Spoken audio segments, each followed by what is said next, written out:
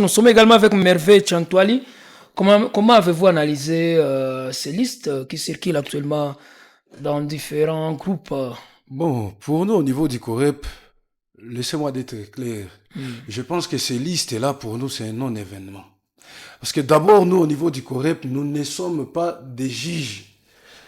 Nous ne sommes pas des juges et nous croyons surtout à la liberté des choix. Chacun a le droit d'exprimer son choix et d'assumer les conséquences liées à son choix. Mais ce que je peux dire à mon niveau, c'est d'appeler les autorités.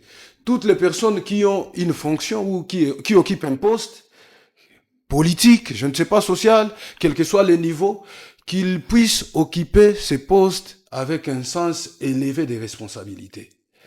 Évitons de stigmatiser les populations. Évitons d'exacerber la tension au niveau de nos populations. Parce que c'est nous qui sommes la vitrine de ces populations, nous qui avons la chance ou l'opportunité de faire passer de tels messages. Donc vous estimez que ce sont les autorités qui fabriquent ces listes ou comment? Bon, de toutes les façons, je ne peux pas accuser qui que ce soit quant à la fabrication de ces listes. Mais j'appelle, de même, à travers ces messages, les gens qui font ces listes-là à un sens de responsabilité. Parce que les représailles qui peuvent en découler, ça peut être soit ingérable à notre niveau. Et nous savons les dangers d'attiser la haine, comme l'a dit le pasteur. Et nous, au niveau du COREP, à chaque fois que nous avons l'opportunité de participer aux émissions, quelles qu'elles soient, nous avons toujours tendance à appeler les gens à adopter une approche iréniste, celle qui favorise la paix, celle qui favorise le vivre ensemble, et c'est ça l'identité même du républicain. Et je pense encore une fois que nous devons croire à la liberté des choix. Je ne suis pas obligé de penser de la même façon que vous, chéri Bag.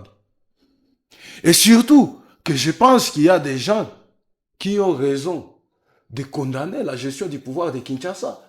Parce que ça n'a pas du tout été aussi à mesure de répondre aux attentes et aux desiderata de notre population ici au niveau de la ville de Bukavu et partout à travers la province du Sud Kivu.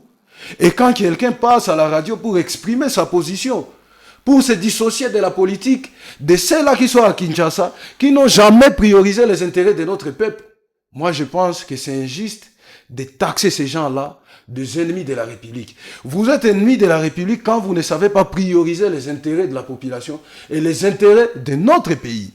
Et vous trouverez les ennemis de la République partout.